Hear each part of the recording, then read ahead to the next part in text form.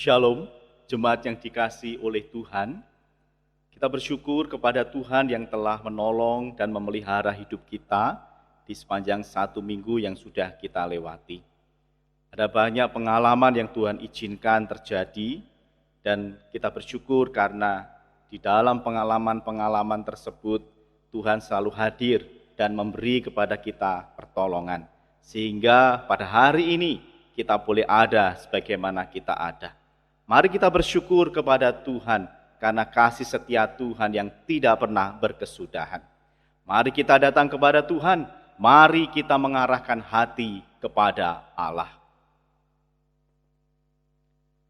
Mari kita datang untuk menyembah Tuhan. Pertolongan kita datangnya dari Tuhan yang menciptakan langit dan bumi serta segala isinya.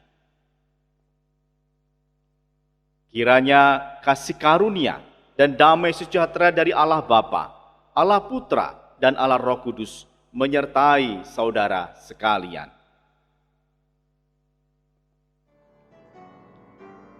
Maha besar perbuatan tangan Tuhan. Dia agung dan Dia mulia. Kuasanya tak tertandingi oleh siapapun. Maka layaklah Tuhan untuk dipuji dan disembah. Mari kita memuji Dia. Mari kita menaikkan pengagungan kepada Tuhan.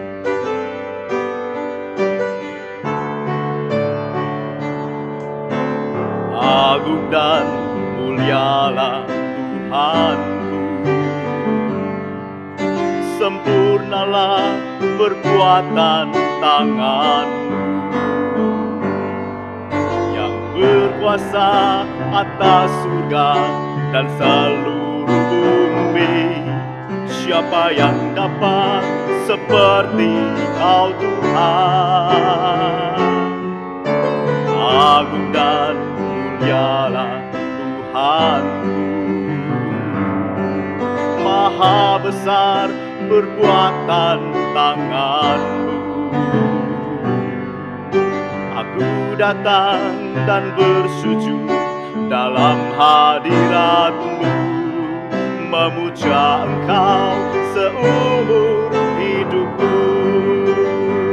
Ku sembah Kau, Allah yang maha besar. Ku sembah Kau, Yesus keselamatanku. Ku sembah Kau yang kudus, kekuatan hidupku. Ajaib Tuhan, sungguh Engkau mulia.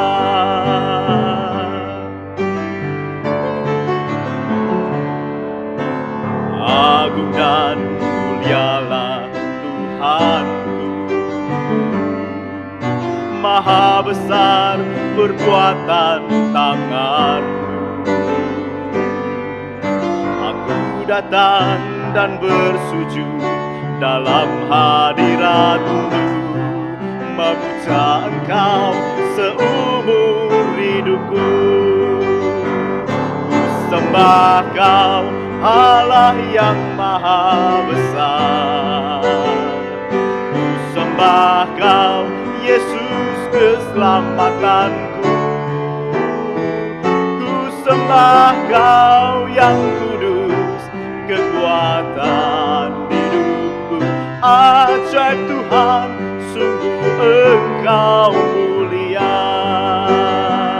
Ku sembah Kau, Allah yang maha besar. Ku sembah Kau, Yesus keselamatanku. Ku sembah Kau yang kudus, kekuatan hidupku.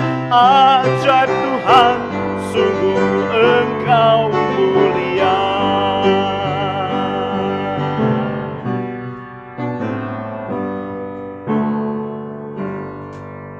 Satu Yohanes 4 ayat 18.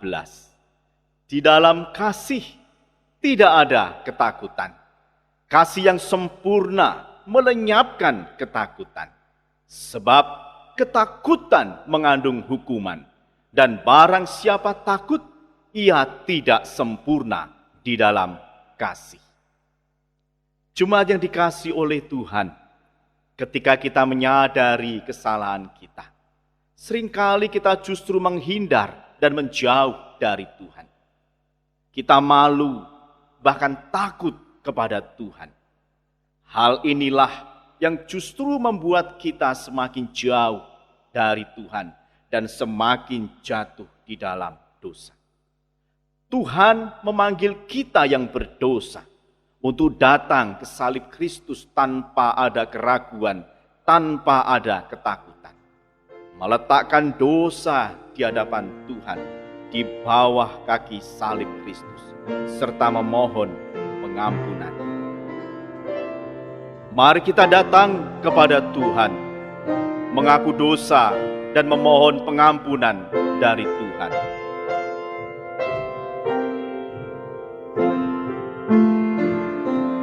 Bahwa aku ya Tuhan dekat ke salib-Mu, air hidup dan darah-Mu sucikan hatiku. Salibnya selamanya mulia, dosaku dihapuskan oleh darah Yesus. Imanku yang terkecil, Tuhan tak tinggalkan.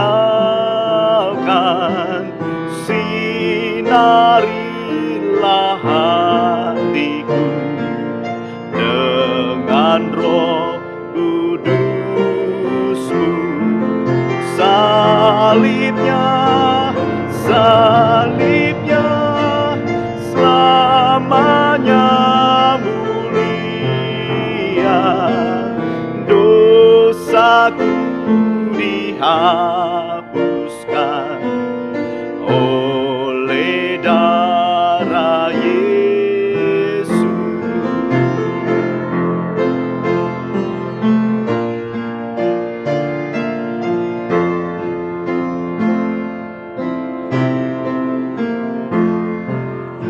Pada salib-Mu sandar, kasih-Mu ku rindu.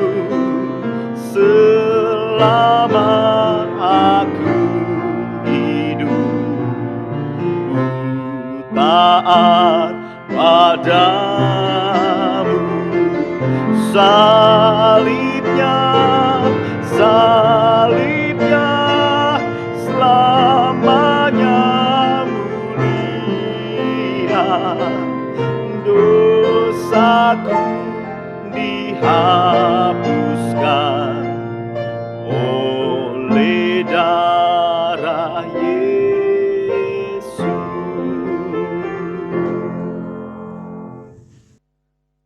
Tuhan, kami manusia lemah dan berdosa, yang beroleh anugerah kasih dari Allah. Kami bersyukur sebab Engkau telah memanggil dan memilih kami untuk menjadi anak-anak terang. Maka di dalam kasih dan pengampunan-Mu ya Tuhan, kami merindukan karya Tuhan yang memulihkan dan memperbaharui kehidupan kami. Tolonglah kami ya Tuhan, untuk dapat hidup di dalam pengampunan dan meresponi kasih karunia dari Tuhan dengan benar. Di dalam Kristus Yesus kami berdoa dan kami memohon. Amin. Yesaya 55 ayat yang ke-7. Baiklah orang fasik meninggalkan jalannya, dan orang jahat meninggalkan rancangannya. Baiklah ia kembali kepada Tuhan, maka Dia akan mengasihaninya. Dan kepada Allah kita, sebab Ia memberi pengampunan dengan limpahnya. Demikianlah janji Tuhan bagi kita. Kepada setiap orang yang telah mengaku dosa dengan sungguh-sungguh dan mau meresponi pengampunan itu dengan hidup benar bagi Tuhan. Maka berbahagialah orang yang telah diampuni pelanggarannya, yang dosanya ditutupi. Berbahagialah manusia yang kesalahannya tidak diperhitungkan Tuhan. Mari kita meresponi kasih Tuhan di dalam pengampunan yang sudah Tuhan berikan kepada kita, dengan mau berkomitmen untuk hidup bagi Tuhan. Sebagaimana yang firman Tuhan perintahkan dalam 1 Yohanes 1 ayat yang ke-9.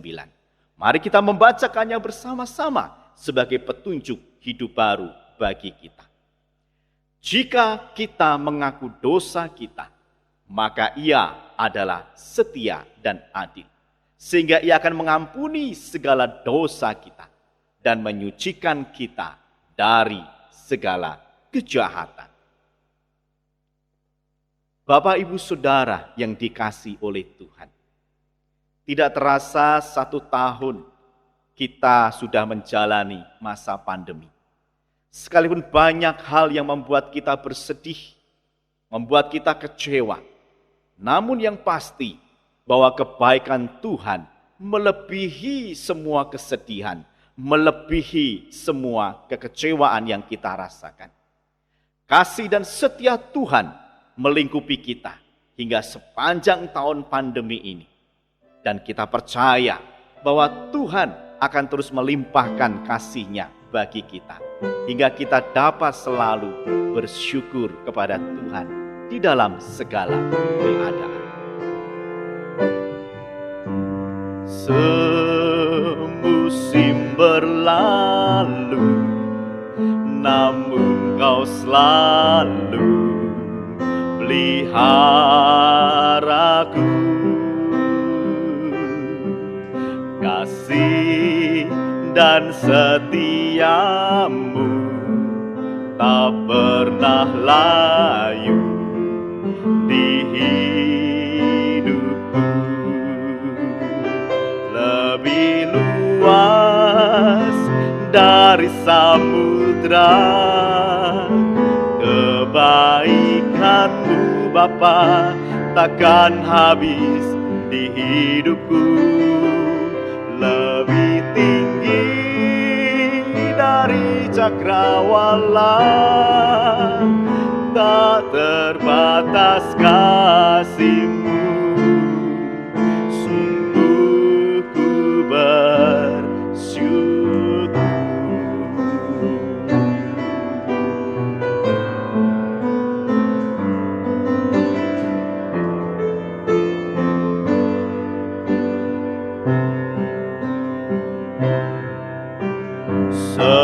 Semusim berlalu, namun Kau selalu peliharaku.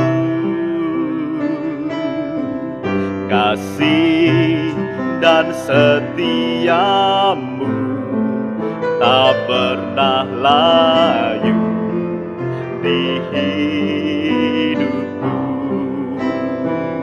Lebih luas dari samudra kebaikan-Mu Bapa takkan habis di hidupku.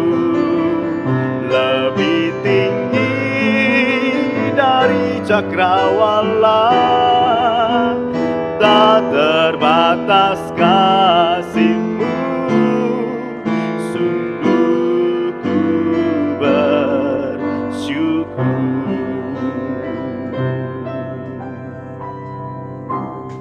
Biarlah kita selalu bersyukur kepada Tuhan di dalam segala keadaan. Jemaat yang dikasihi oleh Tuhan bersama dengan umat Tuhan di sepanjang segala abad dan tempat, mari kita mengikrarkan kembali pengakuan iman kita seturut dengan pengakuan iman rasuli. Biarlah setiap orang yang percaya mengaku demikian. Aku percaya kepada Allah, Bapa yang Maha Kuasa, Khalik langit dan bumi. Aku percaya kepada Yesus Kristus, anaknya yang tunggal Tuhan kita, yang dikandung dari Roh Kudus, lahir dari anak darah Maria, yang menderita sengsara di bawah pemerintahan Pontius Pilatus, disalibkan, mati dan dikuburkan, turun ke dalam kerajaan maut. Pada hari yang ketiga, bangkit pula dari antara orang mati, naik ke sorga, duduk di sebelah kanan Allah, Bapa yang Maha Kuasa. Dan dari sana ia akan datang untuk menghakimi orang yang hidup dan yang mati. Aku percaya kepada Roh Kudus, gereja yang kudus dan am, persekutuan orang kudus, pengampunan dosa, kebangkitan tubuh, dan hidup yang kekal. Amin. Mari kita menyatukan hati kita di dalam doa syafaat. Tuhan, tak henti-hentinya kami mengucap syukur kepada Tuhan, karena telah menganugerahkan kehidupan bagi kami, telah memelihara sepanjang hidup kami 1 minggu ini, mencukupkan apa yang menjadi kebutuhan kami, menolong kami dalam menghadapi setiap pergumulan kehidupan. Dan kami bersyukur karena di dalam campur tangan Tuhan kami dapat menyelesaikan segala pergumulan kami, tugas-tugas kami dengan baik. Bahkan di dalam pertolongan Tuhan, kami sanggup menjalani penderitaan, sakit penyakit dengan baik. Kami bersyukur karena Tuhan sudah menolong dan memberkati kehidupan kami. Dan kami mau percayakan kehidupan kami 1 minggu yang akan datang di dalam tangan pengasihan Tuhan. Mari Tuhan tetaplah menyertai kami dan menolong kami. Dengan kuasa-Mu membimbing kami ke jalan yang benar, sehingga kami selalu menemukan kasih karunia Tuhan, menemukan kebaikan-kebaikan Tuhan, yang membuat kami selalu bersukacita, selalu bersyukur kepada Tuhan.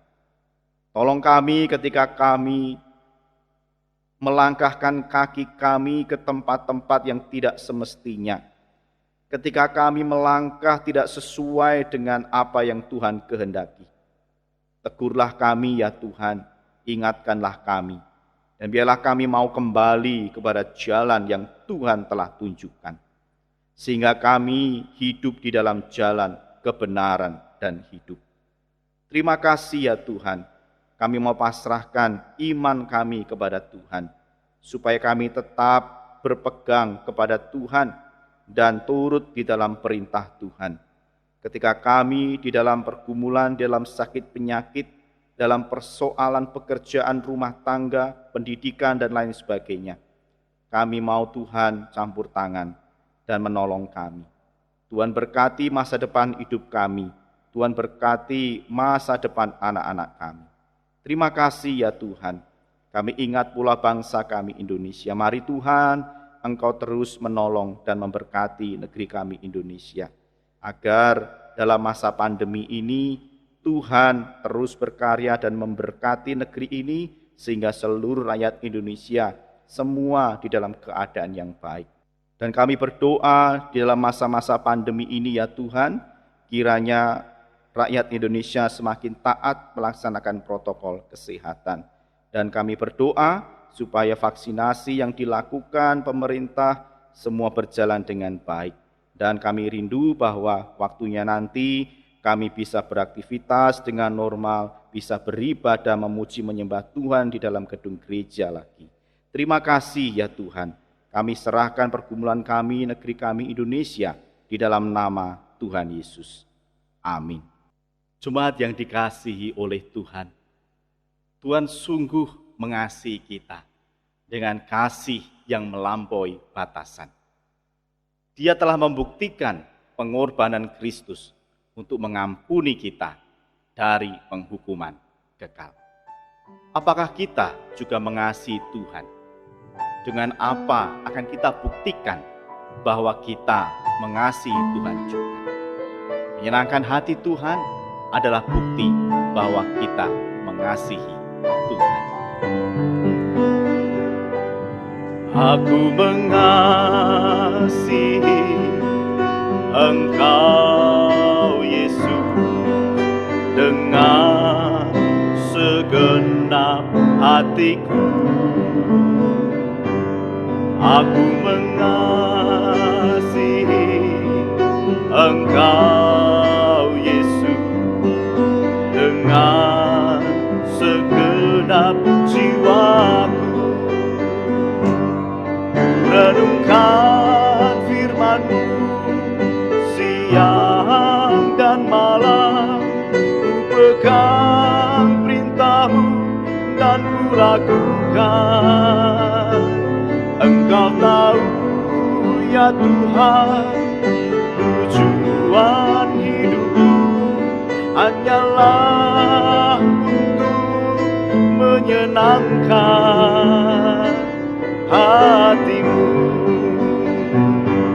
Aku mengasihi Engkau Yesus dengan segenap hatiku. Aku mengasihi Engkau Yesus dengan segenap jiwaku. Renungkan firman-Mu siang dan malam, ku pegang perintah-Mu dan ku lakukan. Engkau tahu ya Tuhan, tujuan hidupku hanyalah untuk menyenangkan hati-Mu. Mari kita berdoa mohon pertolongan Tuhan sebelum kita bersama-sama mempelajari firman Tuhan. Sabda-Mu ya Tuhan adalah abadi, suluh bagi langkah hidup kami, cahaya bagi jalan hidup kami. Kami ingin bahwa jalan hidup kami selalu dalam terang firman-Mu, agar kami tidak tersesat. Oleh sebab itu ya Tuhan, mohon Tuhan menolong kami, tatkala firman-Mu diberitakan saat ini. Kami dapat mengertinya dan memeliharanya dalam sepanjang hidup kami. Demi Kristus Yesus Tuhan dan Juru Selamat kami berdoa. Amin. Jemaat yang dikasihi oleh Tuhan, mari kita bersama-sama membuka bagian firman Tuhan yang mendasari perenungan pada pagi hari ini. Di dalam Injil Yohanes pasal yang ketiga ayat 16 hingga ayat yang ke-18. Bapak Ibu silakan membuka Alkitab masing-masing di dalam Injil Yohanes pasal 3 ayat 16 hingga ayat yang ke-18. Saya akan membacakan bagi Bapak Ibu Saudara. Karena begitu besar kasih Allah akan dunia ini, sehingga Ia telah mengaruniakan anaknya yang tunggal, supaya setiap orang yang percaya kepadanya tidak binasa, melainkan beroleh hidup yang kekal. Sebab Allah mengutus anaknya ke dalam dunia, bukan untuk menghakimi dunia, melainkan untuk menyelamatkannya oleh Dia. Barang siapa percaya kepadanya, ia tidak akan dihukum. Barang siapa tidak percaya, ia telah berada di bawah hukuman, sebab ia tidak percaya dalam nama Anak Tunggal Allah. Bapak Ibu saudara yang dikasihi oleh Tuhan, ada peribahasa mengatakan air susu dibalas air tuba. Mungkin Bapak Ibu saudara pernah mendengar atau bahkan tahu arti dari peribahasa air susu dibalas air tuba. Saudara, peribahasa ini bisa menggambarkan kebaikan dibalas dengan kejahatan. Kebaikan dibalas dengan keburukan dan lain sebagainya. Saudara, air susu itu merupakan air yang menyehatkan karena mengandung protein, mengandung mineral dan zat-zat yang berguna baik bagi kesehatan tubuh manusia. Bahkan juga kesehatan tubuh dari binatang yang memang dia minum air susu. Saudara, air susu adalah gambaran dari kebaikan. Nah, kalau tuba ini adalah tanaman merambat yang memiliki kandungan zat aktif serupa dengan racun. Nah, Bapak Ibu Saudara yang dikasihi oleh Tuhan, kalau racun itu berarti tidak baik untuk kesehatan. Bahkan bisa berbahaya bagi kesehatan. Rasanya pahit. Nah, memang tuba atau tanaman tuba biasanya akarnya dimanfaatkan untuk racun secara alami bagi ikan yang ada di sungai atau bagi serangga-serangga. Jadi biasanya para orang yang mencari ikan di sungai menggunakan akar dari tuba, kemudian dia remas-remas dan dia taruh di dalam air di sungai itu, dan ikan-ikan yang berada di sekitarnya bisa mabuk ataupun bahkan bisa mati. Dan biasanya para petani juga menggunakan tuba ini untuk menyemprot tanaman mereka. Supaya apa? Serangga-serangga yang tidak berguna atau mengganggu tanaman mereka bisa mati. Saudara dikasih oleh Tuhan, tuba ini menggambarkan sesuatu yang buruk, sesuatu yang tidak baik, bahkan sesuatu yang tidak menyenangkan karena itu membahayakan. Jadi kalau air susu dibalas air tuba bisa diartikan kebaikan dibalas dengan keburukan. Sesuatu yang baik dibalas dengan hal yang buruk, tidak menyenangkan, sesuatu yang jahat dan lain sebagainya. Saudara yang dikasihi oleh Tuhan, pernahkah kita mengalami hal yang seperti ini? Kita berbuat baik, selalu berbuat baik kepada orang itu. Tapi ternyata orang itu justru membalasnya dengan hal yang tidak baik, yang tidak menyenangkan, yang buruk kepada kita, bahkan sesuatu hal yang jahat di mata kita.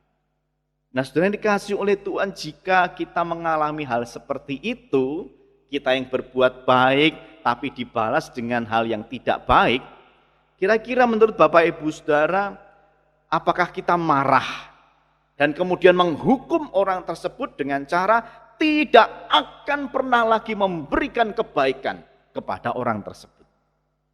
Jadi stop berbuat baik kepada orang itu karena orang itu tidak tahu berterima kasih. Atau kita tetap melakukan kebaikan kepada orang tersebut. Saudara yang dikasihi oleh Tuhan, Allah kita adalah Allah yang kasih. Tapi dia juga Allah yang adil.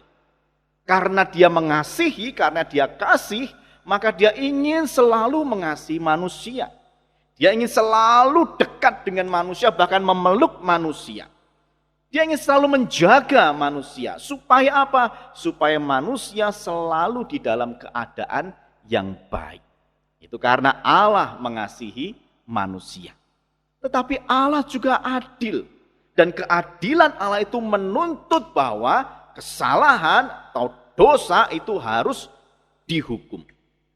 Saudara yang dikasihi oleh Tuhan, dalam sisi atau dua sifat Allah ini, Allah harus konsisten dong. Dia kasih, tapi dia juga adil. Dia berbuat yang baik kepada manusia, tetapi juga harus menghukum manusia yang berdosa. Kira-kira Bapak Ibu Saudara yang dikasihi oleh Tuhan, apa yang akan Allah lakukan? Apa yang akan Tuhan kerjakan? Dia di dalam sifat kasihnya itu tidak mau kalau manusia itu dihukum. Manusia harus hidup di dalam kasih Tuhan, harus mengalami kebaikan Tuhan. Tetapi di dalam keadilan Allah, manusia harus dihukum karena manusia tidak tahu berterima kasih atau membalas kebaikan dengan kejahatan, memberontak dan melawan Tuhan. Sudah dikasih oleh Tuhan, apakah Tuhan akan tetap mengasihi manusia dan mengabaikan keadilannya dan tidak menghukum manusia? Atau yang kedua, Tuhan tetap menghukum manusia karena berdosa dan mengabaikan kasih-Nya kepada manusia. Saudara yang dikasih oleh Tuhan, pagi ini tema renungan yang kita pelajari adalah kasih Allah melampaui penghukuman. Saudara, di dalam bacaan Injil Yohanes 3 ayat 16 sampai 18, kita dapat melihat apa yang dilakukan oleh Tuhan terhadap orang-orang atau terhadap manusia yang memberontak kepada Tuhan, yang melawan Tuhan. Tuhan sudah berbuat kasih, melakukan segala yang baik, memberkati manusia, tapi ternyata manusia membalas kebaikan Tuhan itu dengan kejahatan. Dan di dalam ayat 16 sampai 18 ini kita bisa melihat apa yang Tuhan lakukan. Sudah dikatakan karena begitu besar kasih Allah akan dunia ini. Jadi kasih-Nya Tuhan tidak bisa diukur oleh apapun. Kasih Tuhan kepada dunia, kepada manusia itu sangat besar. Tidak bisa diukur oleh apapun. Sehingga Dia mengaruniakan anaknya yang tunggal. Tuhan memberikan anaknya yang tunggal, yaitu Yesus Kristus. Artinya Tuhan mengasihi manusia yang berdosa. Sekalipun manusia ini berdosa, tapi Tuhan tetap menyatakan kasih-Nya kepada manusia. Nah saudara, apakah dengan demikian Tuhan mengabaikan keadilan Tuhan sehingga tidak menghukum manusia yang berdosa? Jika Tuhan mengabaikan keadilannya, maka Tuhan itu bukan Allah yang konsisten. Karena Dia harusnya adil, Dia harusnya kasih. Dua-duanya ini harus berjalan. Tidak bisa salah satu berjalan dan satunya tidak berjalan. Tuhan tetap menyatakan kasih-Nya kepada manusia. Karena begitu besar kasih Allah akan dunia ini sehingga mengaruniakan anaknya yang tunggal. Saudara, Tuhan mengasihi manusia. Tetapi keadilan Tuhan tetap berjalan. Dengan mengaruniakan anaknya yang tunggal itu, yaitu Tuhan Yesus, maka penghukuman yang seharusnya ditimpakan kepada manusia itu digantikan, dialihkan kepada Tuhan Yesus yang adalah putra tunggalnya. Nah inilah bentuk kasih Tuhan dan keadilan Tuhan. Tuhan tetap mengasihi manusia yang berdosa. Dan manusia yang berdosa itu harus dihukum. Tapi hukumannya tidak kepada manusia yang berdosa itu. Dialihkan, ditimpakan kepada Tuhan Yesus. Dengan demikian manusia dibebaskan dari penghukuman. Karena hukuman itu sudah diterima oleh Tuhan Yesus. Disinilah kasih dan keadilan Tuhan berjalan beriringan. Dan disinilah kita tahu bahwa kasih Tuhan itu melampaui penghukuman. Mengapa saya katakan melampaui penghukuman Bapak Ibu Saudara? Karena Tuhan itu sangat mengasihi manusia. Sekalipun ternyata manusia itu melawan Tuhan, memberontak kepada Tuhan dengan berbuat jahat kepada Tuhan, namun Tuhan masih mau mengasihi manusia dengan mengampuninya, membebaskannya dari penghukuman. Dia membebaskan manusia dan menjatuhkan penghukuman itu kepada putra tunggalnya sendiri, yaitu Yesus Kristus. Kasih-Nya melampaui penghukuman. Dosa memang tetap dihukum, namun Tuhan menyediakan ganti dari penghukuman itu. Harusnya manusia berdosa yang dihukum, tapi dosa ditimpakan kepada Kristus. Dan Kristuslah yang dihukum. Nah saudaraku yang dikasihi oleh Tuhan, kasih Allah melampaui penghukuman. Saudara, teologi Kristen atau pengajaran iman Kristen itu dibangun bukan di atas dasar penghukuman atau penghakiman Allah. Saudara, jika dibangun di atas penghukuman dan penghakiman Allah, maka sudah bisa membayangkan bahwa orang Kristen itu selalu hidup di dalam bayang-bayang penghukuman Allah. Kalau orang Kristen itu selalu hidup di dalam penghukuman, dalam bayang-bayang penghukuman, maka setiap hari hidupnya selalu dipenuhi dengan ketakutan karena mau dihukum oleh Tuhan. Dan ketika dia berbuat sesuatu yang baik, itu bukan didasari karena memang dia harus berbuat baik untuk bersyukur kepada Tuhan, tapi karena dia takut dihukum oleh Tuhan kalau tidak melakukan yang baik, yang benar. Itu kalau pengajaran Kristen didasari penghukuman dan penghakiman dari Tuhan. Tapi kita bersyukur bahwa pengajaran kekristenan itu dibangun dan didasarkan pada kasih Allah yang begitu besar, yaitu kasih yang mengampuni dan kasih yang memulihkan kehidupan manusia. Saudara, Tuhan memang sangat-sangat membenci dosa. Dia tidak senang jika manusia itu melakukan dosa. Namun, walau Allah membenci dan murka terhadap dosa manusia, tapi kasih Allah melampaui kemarahannya. Dia tidak menghukum manusia.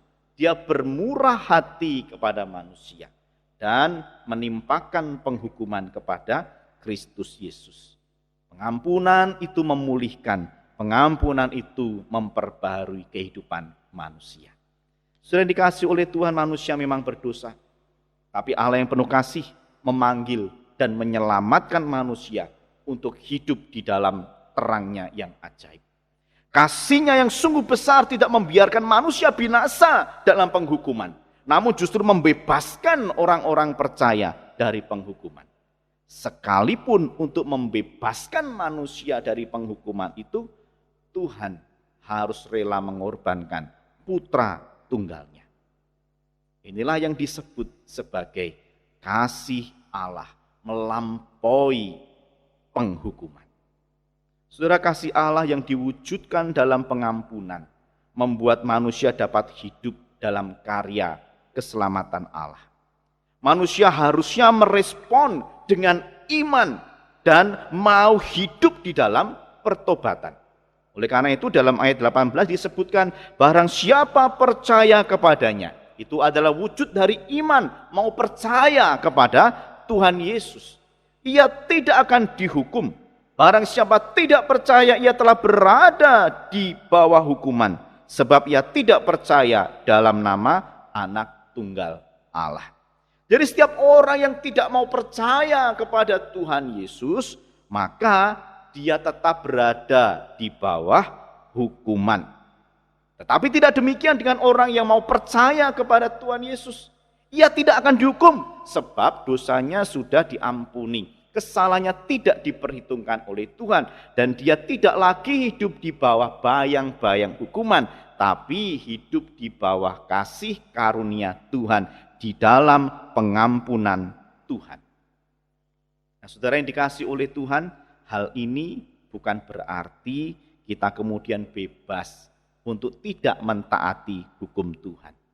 Karena kita merasa bahwa kita telah hidup di dalam karunia Tuhan, dalam pengampunan Tuhan, maka bebas, aku bebas melakukan segala sesuatu tanpa harus memikirkan apakah ini melanggar aturan Tuhan, melanggar hukum Tuhan atau tidak.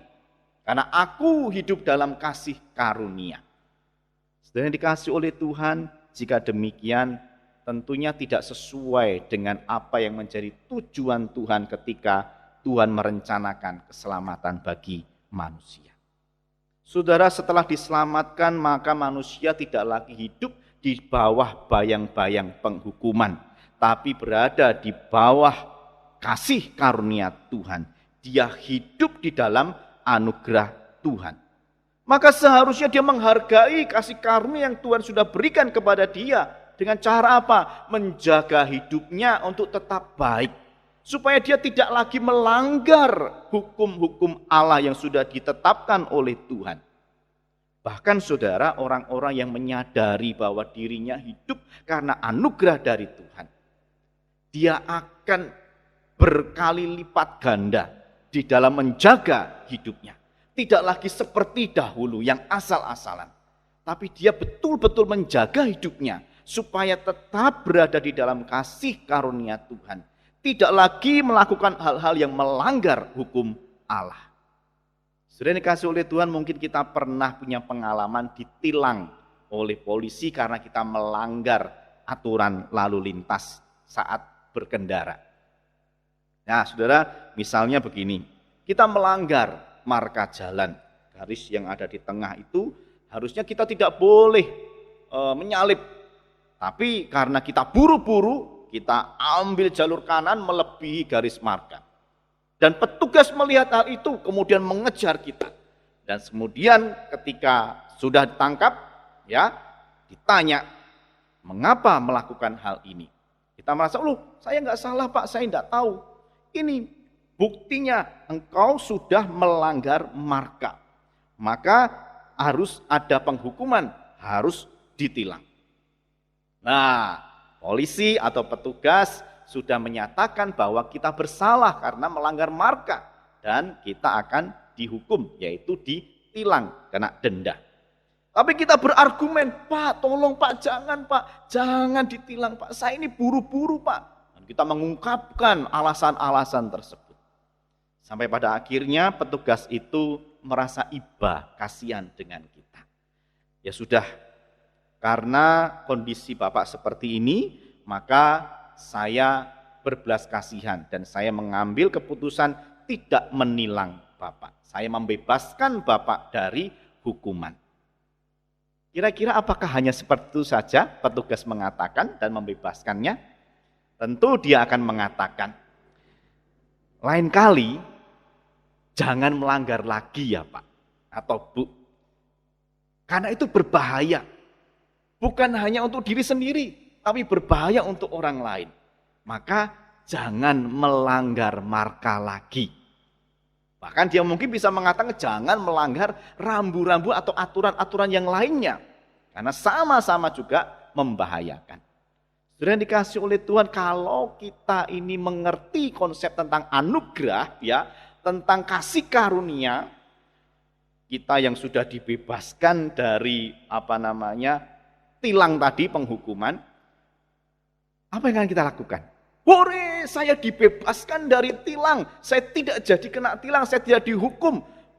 SIM saya, STNK saya atau kendaraan saya tidak jadi ditahan, tapi dibebaskan. Kita cerita kepada orang lain dengan bangganya dan kemudian kita tetap melakukan kesalahan, melanggar aturan. Apakah demikian? Kalau kita mengerti anugerah, maka sebenarnya kita menghargai. Aduh puji Tuhan, aku tadi dibebaskan dari tilang. Maka sekarang aku harus menjaga diriku supaya tidak melanggar lagi. Supaya jangan kena hukuman. Harusnya yang ada dalam konsep kita seperti itu, betul bukan? Ketika Tuhan itu memberi kepada kita anugerah pengampunan, dibebaskan dari penghukuman, maka harusnya kita bersyukur kepada Tuhan. Harusnya kita menjaga diri kita, jangan sampai aku melakukan pelanggaran lagi. Melanggar hukum Tuhan. Tidak taat kepada Tuhan atau bahkan memberontak melawan Tuhan. Jangan pernah ada lagi. Justru yang harus aku lakukan adalah bersyukur kepada Tuhan dengan melakukan segala sesuatu yang benar dan menyenangkan hati Tuhan. Oleh sebab itu Bapak Ibu Saudara yang dikasihi oleh Tuhan, kasih Allah melampaui penghukuman. Karena kasih Allah yang begitu besar kepada manusia, maka Allah membebaskan manusia dari penghukuman dengan cara menggantikan manusia yang seharusnya dihukum itu dengan putranya, yaitu Yesus Kristus. Kasih karunia ini harus direspon dengan percaya kepada Kristus. Dan wujud percaya kita ditunjukkan melalui pertobatan dan kesediaan kita untuk hidup di dalam terang Tuhan dan melakukan perbuatan-perbuatan terang. Bukan lagi merasa bahwa saya ini hidup dalam pengampunan, maka saya bebas melakukan segala sesuatu. Nanti Tuhan pasti akan mengampuni dan mengampuni aku lagi. Saudara, pengampunan yang Tuhan berikan bukan untuk membuat kita pada akhirnya bebas melanggar hukum lagi. Namun pengampunan yang Tuhan berikan itu membuat kita dapat hidup dalam kasih Tuhan. Kalau kita tidak memperoleh pengampunan dari Tuhan, kita akan tetap berada di bawah hukuman. Dan setiap hari selalu dihantui oleh bayang-bayang penghukuman. Tapi karena Tuhan sudah mengampuni kita, sudah membebaskan kita dari penghukuman, maka kita hidup di dalam kasih karunia. Hidup di dalam kelegaan, kemerdekaan. Dan kita harusnya bisa mengerjakan hal-hal yang benar dan menyenangkan hati Tuhan. Saudara, dalam masa prapaskah ini kita diingatkan kembali bahwa kita adalah orang-orang yang sangat dikasihi oleh Tuhan. Dengan kasih-Nya yang begitu besar, Dia mengasihi kita. Sekalipun sebenarnya kita ini penuh dengan kejahatan. Tuhan sudah menganugerahkan pengampunan kepada kita dan membawa kita hidup di dalam terang. Maka seharusnya hidup kita dipenuhi dengan rasa syukur yang mendalam, yang mendorong kita untuk terus hidup berkenan di hadapan Tuhan. Kita tidak lagi hidup di bawah bayang-bayang hukuman, namun kita hidup di dalam terang. Maka kerjakanlah, perbuatlah segala sesuatu di dalam terang. Jangan lagi kita berbuat kebaikan karena merasa takut dihukum oleh Tuhan. Tapi kita berbuat kebaikan karena aku mau bersyukur atas anugerah Tuhan yang melampaui penghukuman, yang membebaskanku dari penghukuman dan membawaku hidup di dalam terang. Saudara yang dikasihi oleh Tuhan, jikalau hari ini kita berada di dalam kemarahan, kejengkelan karena perbuatan orang lain yang tidak tahu berterima kasih kepada kita, yang justru malah membalas kebaikan kita dengan kejahatan. Saudara, ingatlah bahwa Tuhan pun juga seperti itu. Tetapi Tuhan memberi pengampunan kepada kita. Demikianlah kita juga memberi pengampunan kepada mereka. Dengan kasih yang besar, kasih yang melampaui penghukuman. Dan apabila kita hari ini telah mengalami pengampunan dari seseorang yang kita salahi, yang kita buat marah, kita buat kecewa, seharusnya kita menghargai pengampunan itu. Sehingga kita hidup lebih baik lagi dan berusaha untuk membalas kebaikan orang itu dengan kebaikan pula. Sekalipun mungkin orang tersebut tidak meminta balasan dari kita. Tetapi bagi orang-orang yang telah mengalami pengampunan, maka seharusnya kita menghargai pengampunan itu dan hidup di dalam anugerah itu. Bapak Ibu Saudara yang dikasihi oleh Tuhan, kiranya dalam masa prapaskah ini kita kembali dibangkitkan jiwa kita, ingatan kita bahwa kasih Tuhan melampaui penghukuman. Dia mengasihi dengan kasih yang besar, sekalipun kita adalah orang-orang yang sepantasnya dihukum. Tapi Tuhan membebaskan kita dari penghukuman, supaya kita bisa hidup di dalam anugerah Tuhan, bisa hidup untuk melakukan segala sesuatu yang berkenan, yang menyenangkan hati Tuhan. Tuhan Yesus kiranya menolong kita dan memberkati kita, sehingga kita dapat menghayati serta memaknai kehidupan kita sebagai anugerah dari Tuhan. Amin. Mari kita berdoa. Bapa di dalam surga, terima kasih karena Engkau telah menganugerahkan pengampunan bagi kami dan membawa kami ke dalam hidup yang benar. Maka tolong kami Tuhan menghargai pengampunan yang Tuhan sudah berikan, dengan kami hidup menyenangkan hati Tuhan, tidak memanfaatkan pengampunan untuk melakukan hal-hal yang jahat, tapi memanfaatkan pengampunan untuk perbuatan-perbuatan yang menyenangkan hati Tuhan.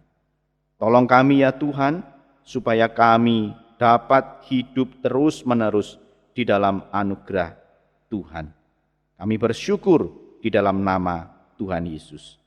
Amin. Jemaat yang dikasihi oleh Tuhan, Terima kasih jikalau Bapak Ibu Saudara sampai hari ini tetap terus mendukung pekerjaan Tuhan di GKT 2. Terima kasih untuk persembahan yang sudah disampaikan. Kiranya Tuhan memberkati usaha pekerjaan Bapak Ibu Saudara, memberkati kesehatan dan keluarga Anda. Dan kiranya melalui apa yang telah Bapak Ibu Saudara kerjakan di dalam pekerjaan-pekerjaan Tuhan di GKT 2, nama Tuhan dipermuliakan. Mari kita mengakhiri ibadah pada saat ini. Kita naikkan segala pujian, hormat, kemuliaan bagi Allah Tritunggal.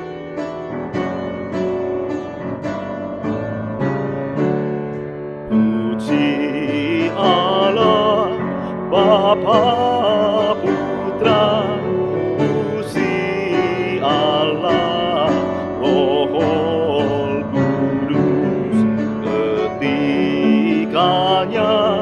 yang esa, pohon selamat, sumber berkat.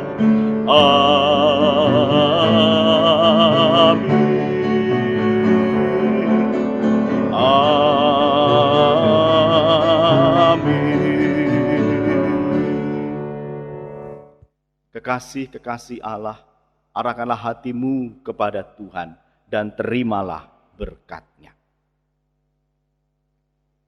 Kiranya Tuhan memberkati engkau dan melindungi engkau.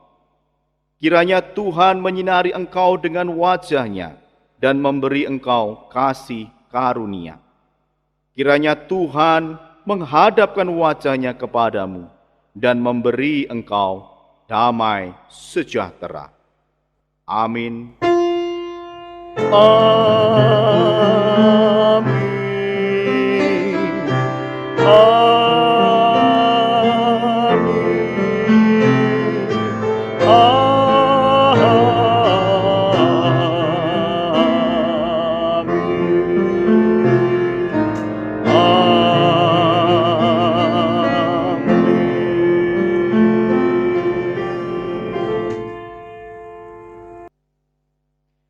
Ibadah selesai, jemaat dipersilahkan mengambil saat teduh.